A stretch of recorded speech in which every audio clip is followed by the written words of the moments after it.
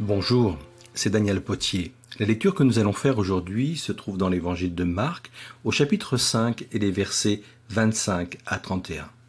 Voilà ce que nous découvrons. Or, une femme qui avait des pertes de sang depuis 12 ans vint par derrière dans la foule et toucha le bord du vêtement de Jésus. Un instant, l'hémorragie s'arrêta. Aussitôt, Jésus se retourna dans la foule et il demanda « Qui a touché mes vêtements ?» Ses disciples lui répondirent « Tu vois bien la foule qui t'écrase et tu demandes « Qui m'a touché ?» Cette femme va être guérie par le simple fait de prendre dans sa main le bord du vêtement de Jésus. Pourquoi elle et pas les autres? Marc nous dit que la foule entière pressait Jésus, donc le touchait également. Au même titre, comment se fait-il que des personnes soient au contact de l'Évangile et que certaines vont recevoir des bénédictions et d'autres pas? Tout est une question de foi. C'est ce que cette femme va dire au verset 28. « Si je touche au moins le bord de ses vêtements, je serai guérie. » Il n'y a pas de peut-être, il n'y a que des certitudes. Et le fait qu'elle précise le bord du vêtement est important.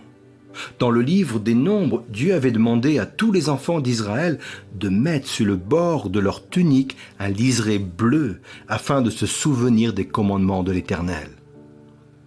Elle a touché bien plus qu'un morceau de tissu.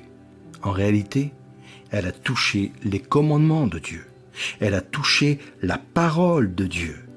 La Bible est bien plus qu'un livre à lire, c'est un livre à vivre. Il y a des réalités spirituelles qu'il faut toucher du doigt. Il y a des réalités spirituelles qu'il faut saisir de sa main. Ma foi, conjuguée à la parole de Dieu, peut me conduire à vivre des choses extraordinaires.